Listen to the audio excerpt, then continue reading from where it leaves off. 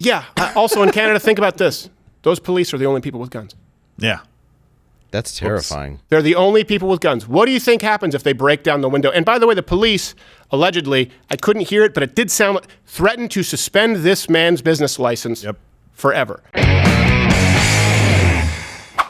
Now, here's something else, a story, though, to give you an idea. And I want to talk about the difference between the approach to police, because we've talked about this, and sometimes we catch flack as people who are more conservative. Look, especially when Black Lives Matter was happening and they were simply targeting police officers. I think that's obviously wrong. I think there are a lot of good cops. But I do think there's a difference between that and a healthy mistrust of authority. And when you see the left, what they do is they say, and I do mean, what are you doing left and right? Because there's a fundamental difference. Okay, let me substitute left with the entire DNC. Happy now? Where they say, hey, let's support these rioters, need space to protest. It's the summer of love. They should not stop and they should continue. President Harris said that.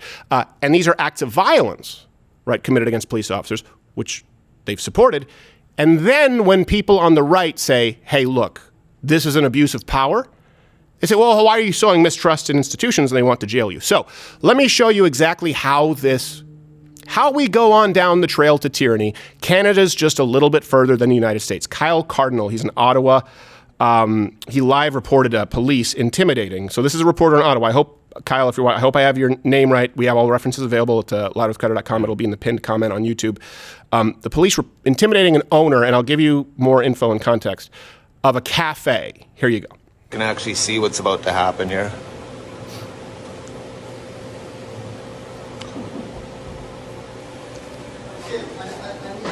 So now they're surrounding the building, taking pictures of lawful people. Look at this. They're here for an inspection. It's just a cafe that serves truckers. Yeah. That's and everybody else too. I don't trust you. You just told me that you're gonna break that wall, so I don't have to fear. Yeah, they said they were going to break the window. With all due respect, in the name of Jesus, I command you to go. In the name of Jesus, It's the same preacher. It is. It's the same guy. Yeah. There's a witch cop. Take away your license, fine, take it away. I can't wait to take away the Yeah, no, take it away. We don't care, we got nothing left anyway. They have to break the building, and they know they can. That's called stubbornness. Stand up for your right. Hey, do these cops surround the Walgreens to protect it? No, or the Jean Coutu in Quebec for Canadians watching? Trying to bully. I'm sorry that they have to come to this way, but now you see what the police is up to. If they want to come in, they have to break the window. The building, I lease. The window, they're not mine. Number one. Number two, they have no warrant. Number three, they want to inspect. Inspect what? That was an excuse. This is the tactic of bullying and scaring and whatever, but when you have the Lord Jesus in you, you're not afraid. You look them straight in the eyes, and they're very upset because you don't complain.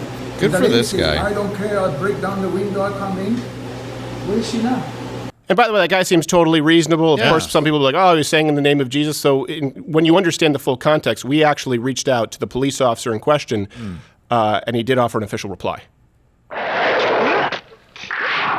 Well, oh wow, that was weird. Now it makes sense. I see what happened. He's like an older Stipe Miocic lookalike. So let me just didn't care for the soup. No, Eat soup. That's what happened.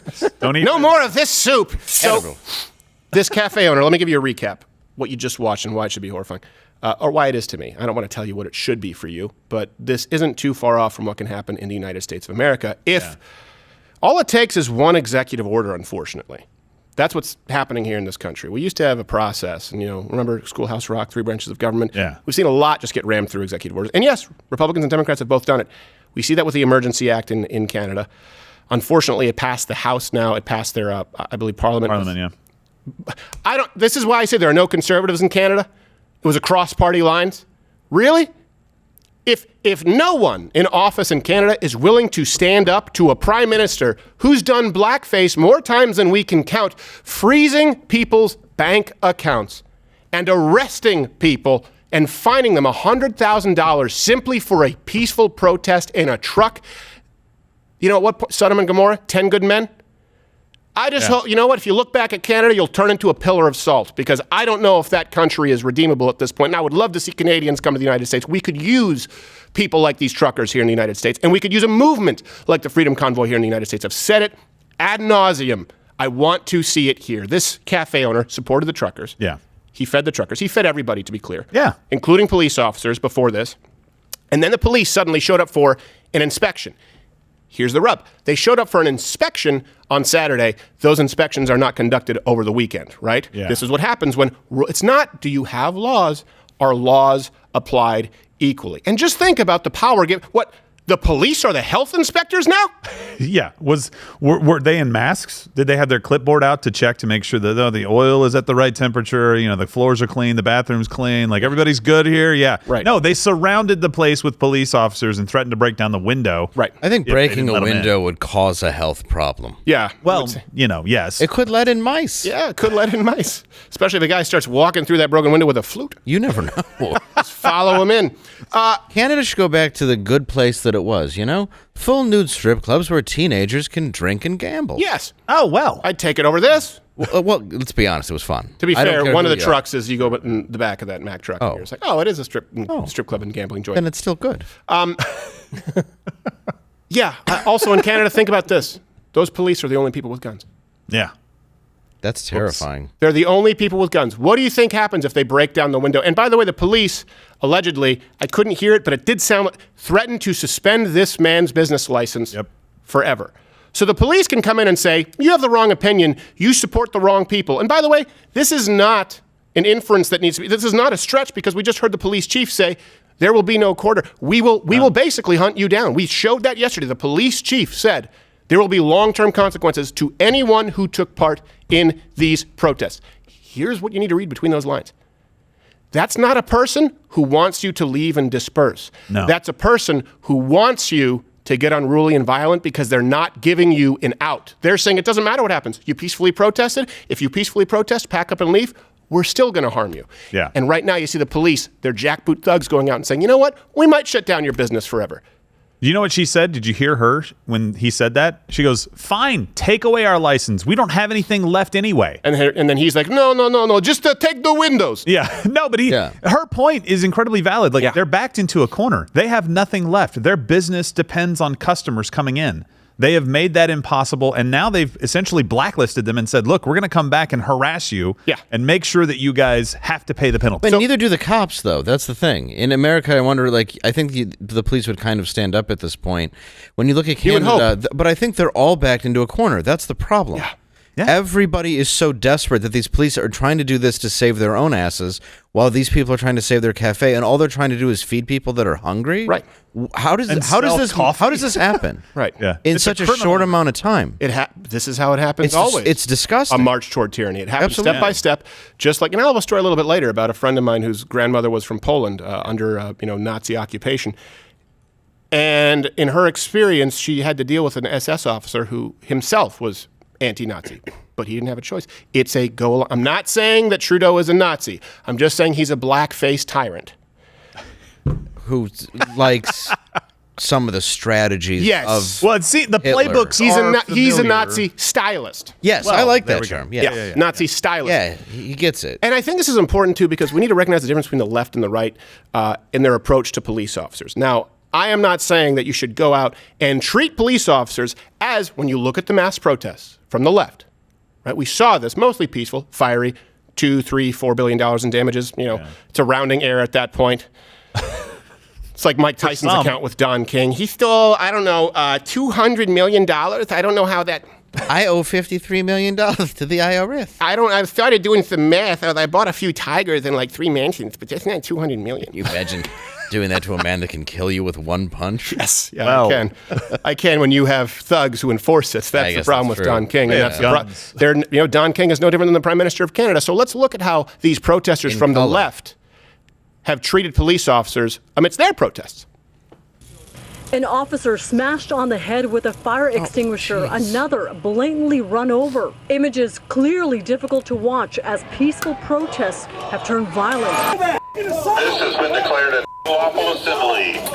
All persons must immediately leave the area. Them to you, like this one from Flatbush, when NYPD says a disorderly group attacked officers and their vehicle. They're looking for the men. They say we're throwing rocks, bottles, and you see a cone thrown and other items in the vehicle striking those officers. An SUV drove through a line of police officers in Buffalo.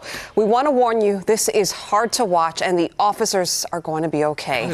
The driver hit 2 officers before speeding around an armored vehicle and taking off. Also, little known fact, a police precinct was burned down. Oh, geez. I can't remember if that was Minneapolis or if that was Seattle or something like that. Could have been a few. I mean, there were a a few in Detroit over the last couple decades. Yeah. They just sort of bleed together at a certain point. To be clear, I condemn all of that. We always have. But that is not at all inconsistent with, here's what is inconsistent.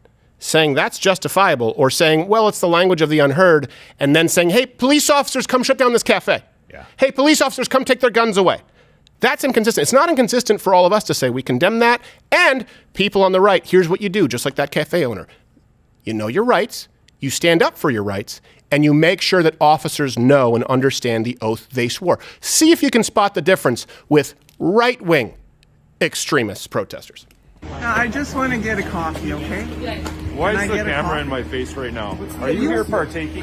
Because he's allowed to. Right now you're in the red zone? I'm scared. I want to go for a coffee down there. Okay. Can I go for a coffee? Where's still being arrested right now? Do you live in this? You're not excluded from that. But I'm... Where do you live? Alberta. Time for you to leave. Leave. I tell you.